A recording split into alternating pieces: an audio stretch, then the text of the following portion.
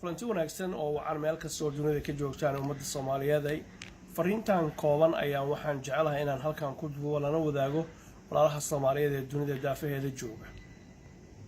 Fariintu waxay ku socotaa doqon ismooday inay xor tahay laakiin garaadka laga gumaysto.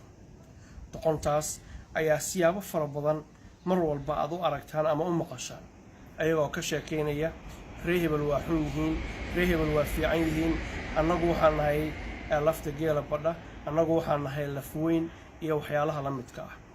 Dadkaas oo dhan waxaa haysata xanuuno, waxay qabaan xanuuno dhowr ah oon jecelahay halkan idinkugu soo gudbiyo. xanuun la yiraahdo kalsooni darro iyo cuqdad ayaa laga qaadaa qabyaaladda iyo weliba colaad waarta.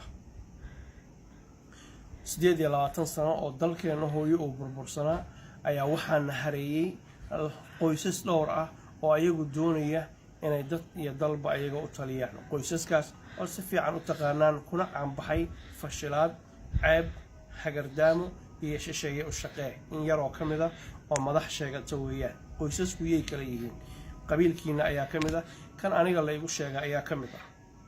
waa ilmo faata huruuse, reesar ayaamo cune iyo ilmo tuuryara bidaay. kalsooni darro ayaa idin haysta. ummadda Soomaaliyeed ee dhalinyarada u badanna dabad iyo gudo waxay ku tashteen go'aanna ku gaareen, qalbigoodana ka guuxaya ayatiinkooda inay gacanta ku dhigaan, maandeeqna ay mar labaad cagaheeda ku istaagto. madaxdii shalay dalka ka talinaysay maanta kama taliso, kuwa maanta joogana berrita kama talinayaan. ayatiinka dambe iyo mustaqbalkana waxaa iska dhalinyarada Soomaaliyeed. waxaan idin leeyahay ka tashada cadaawaha oo isku tiirsanaada. noqo muwaadin maskaxda aan laga gumaysanin asagoo xor ismooday, ama doqon maskaxda laga gumaysto xor ismooday. reehebel 24 saac ka sheekaynin horumarka dadkaaga iyo dalkaaga ka sheekay. haddaadan waxba ku taraynin carabkaaga yaan loo adeegsanin iyo maskaxdaada in dalkaaga lagu burburiyo. qabiil qaran ma noqdo. waa madaxweynaha mustaqbalka Soomaaliyeed Cabdixafiid Maxamuud Jaamac.